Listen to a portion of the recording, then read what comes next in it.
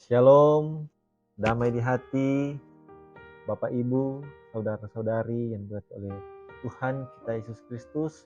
Pujian syukur kita panjatkan kepada Maha Besar Tuhan karena atas penyertaan-Nya bagi kita semua, di mana di pagi yang indah ini kita telah dibangunkan dengan tubuh sehat dan diberkati oleh Tuhan.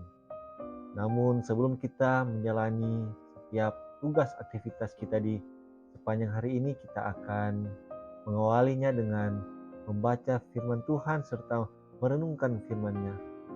Karenanya mari kita dalam doa, kita berdoa. Bapa kami yang ada dalam kerajaan surga, Bapa yang kami sembah dan kami muliakan. Puji syukur kami kepadamu Tuhan karena penyertaan-Mu bagi kami semua, sehingga kami boleh ada sebagaimana kami ada di saat ini. Kami berdoa Tuhan untuk hari ini, di mana kami akan menjalani setiap tugas aktivitas kita di sepanjang hari ini. Namun sebelum kami menjalani itu semua Tuhan, kami akan mengawalinya dengan membaca serta merenungkan firman Tuhan. Biarlah hikmat daripada Tuhan selalu menjadi bagian kami, agar apa yang akan kami baca dan kami renungkan sebentar itu bisa kami mengerti, bahkan kami memahami terlebih terus kami bisa melakukan itu dalam kehidupan kami sehari-hari. Ini kami yang berdoa dan kami sudah siap menyambut firman. Dalam nama Tuhan Yesus Kristus, Juru Selamat kami. Amin. Bapak Ibu, saudara-saudari yang diberkati oleh Tuhan kita Yesus Kristus, kita akan membaca firman Tuhan di pagi hari ini yang terdapat dalam kitab Roma pasal yang ke-10 ayat yang ke-19. Dan untuk bacaan firman Tuhan di saat ini saya akan membacakan untuk kita semua. Tetapi aku bertanya, adakah Israel menanggapnya? Pertama-tama Musa berkata, aku menjadikan kamu cemburu terhadap orang-orang yang bukan umat dan membangkitkan amarahmu terhadap bangsa yang bebal. Demikian firman Tuhan, dan kita akan merenungkan firman Tuhan di saat ini dalam kitab Roma pasal ke-10 ayat yang ke-19 dengan renungan yang diberi tema dampak penolakan terhadap Injil. Bapak Ibu, saudara-saudari yang diberkati oleh Tuhan kita Yesus Kristus, tidak sedikit orang masa kini, entah karena alasan agama, budaya, status sosial, dan ekonomi, menolak Injil dalam kehidupan. Mendengar dan menerima Injil bukanlah sesuatu yang menarik bagi mereka. Dunia sekuler yang menawarkan berbagai kesenangan, hedonis, kemewahan, dan kenyamanan yang mudah didapat secara mudah menjebak hidup orang percaya. Nilai spiritual kehilangan tempat yang sesungguhnya karena tergeser hal duniawi. Sadar atau tidak, gereja sedang dalam konteks ini.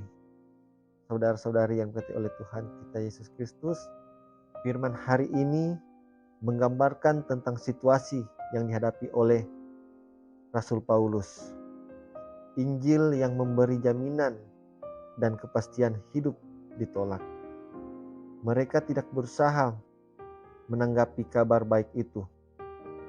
Paulus melihat masa lalu bangsa Israel yang sering melawan hukum dan ketetapan Tuhan Allah lewat nubuat para nabi.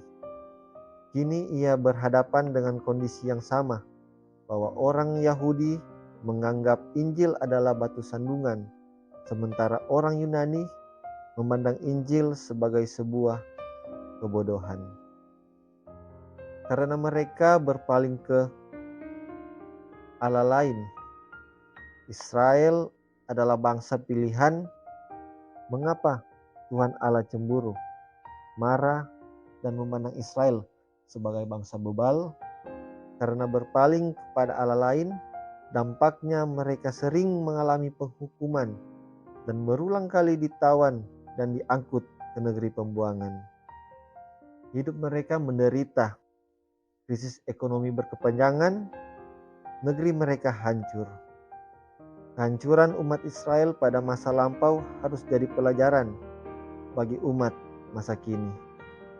Demikianlah peringatan Rasul Paulus, saudara Kristen diberkati oleh Tuhan kita Yesus Kristus. Firman hari ini kiranya menjadi refleksi iman bagi keluarga Kristen masa kini. Di tengah gencarnya ancaman dunia modern, kita diajak rajin membaca firman, tidak bosan mendengar pengajaran dan khotbah-khotbah yang disampaikan di mimbar gereja dan di berbagai ibadah.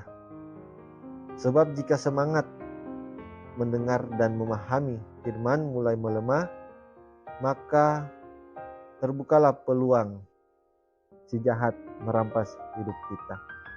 Jika orang percaya menjauh dari persekutuan ibadah, ia akan mudah menjauh dari terbuang dari hadirat Tuhan Allah. Ingat betapa ngerinya jika manusia jatuh ke dalam penghukuman Tuhan Allah. Amin. Mari kita setelah doa kita berdoa. Bapa kami yang ada di surga, Bapa yang kami sembah dan kami muliakan.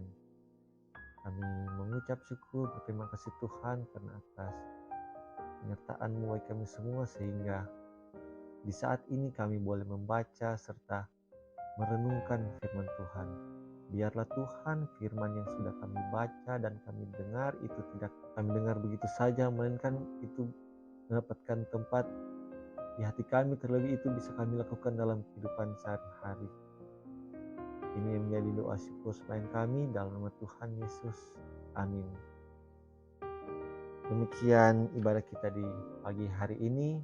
Shalom, damai di hati.